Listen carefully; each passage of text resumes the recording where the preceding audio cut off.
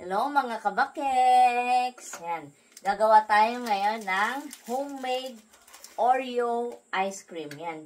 Ginagawa na yung anak ko. Tinatanggal niya yung filling ng cream o pala. Wala siyang Oreo. Okay lang to. Kahit na cream o Oreo, press lang naman yan. Tinatanggal yung filling. Tapos ito, yung cream, i-mash natin. Mash ba tawag dito?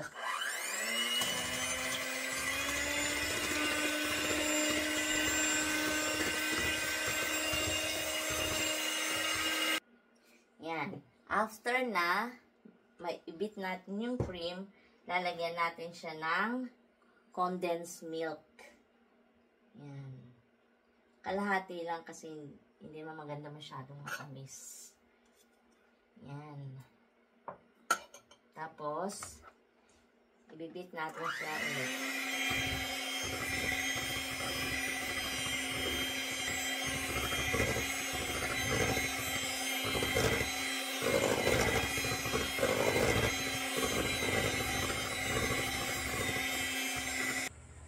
After natin siyang mabit,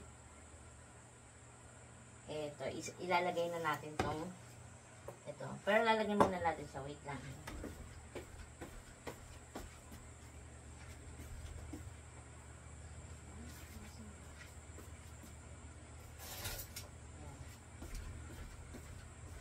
Lalagyan muna natin siya ng, ito, cream. Para siyang, para siyang float. Para siyang, ba yan, yung mga mango float. Kaya lang, ice cream to.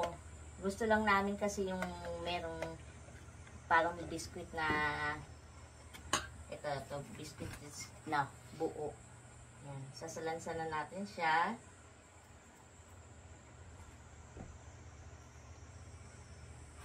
Sarap kasi may nangunguya.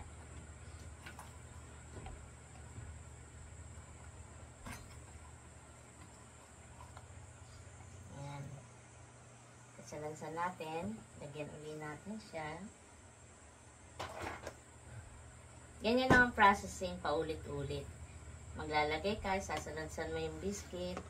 Tapos, lalagyan mo ng cream. Yan lang, paulit-ulit. Gawin natin. Ganito yung pagsalansan niya. Yan, ng biscuit. Tapos cream.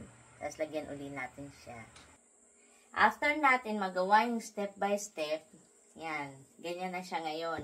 Ito naman dinurog natin na, na cream o, na biscuit. Ilalagay naman natin siya bilang toppings. Kamayin ko na, nagugas na ako ng kamay. Yan. Simple lang yung steps niya, diba? Konti lang din naman ang kailangan.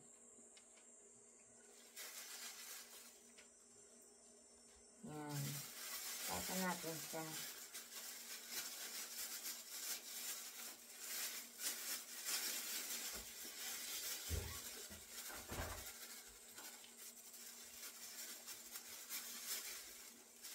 Yan. Tapos, sasalansan lang natin siya ng maayos.